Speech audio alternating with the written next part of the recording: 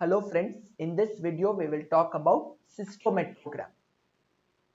So we'll discuss introduction and cystometrogram. First of all, let us understand what is cystometry. Basically, it's a procedure where we are going to record the activity of the micturating urinary bladder. So when the urinary bladder is doing the micturition, we are going to basically analyze that through this process, that is the cystometry, and we plot one graph, that is cystometrogram. So before we plot this graph, what are we doing?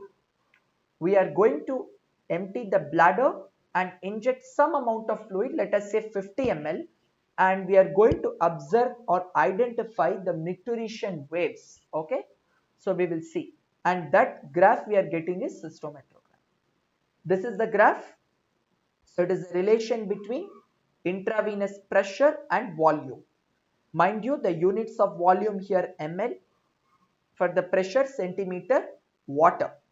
So three components, 1, 2 and 3.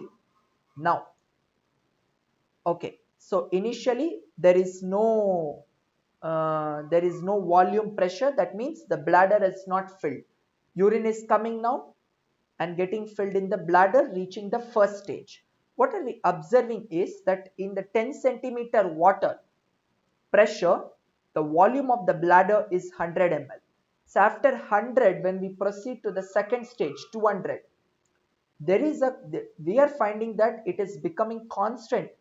There is no change. Pressure volume is not varying. In this scenario, we are going to see the Laplace law. So Laplace law states that P is equal to 2T by R. Pressure directly proportional to the tension. Here T is not temperature. Please don't assume it as temperature. It is tension, surface tension, and inversely proportional to radius. Okay, so there is no change from 200 to 400 ml of pressure.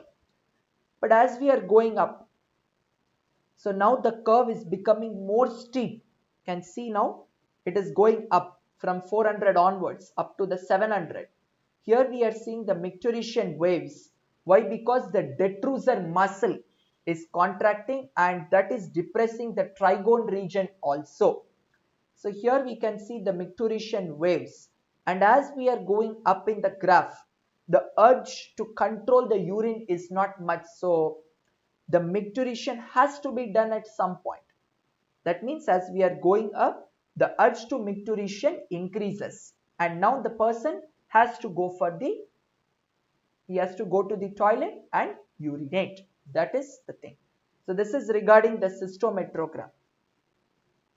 References from where I took the images. That brings us to end of the video. So thank you so much. I will see you in the next video.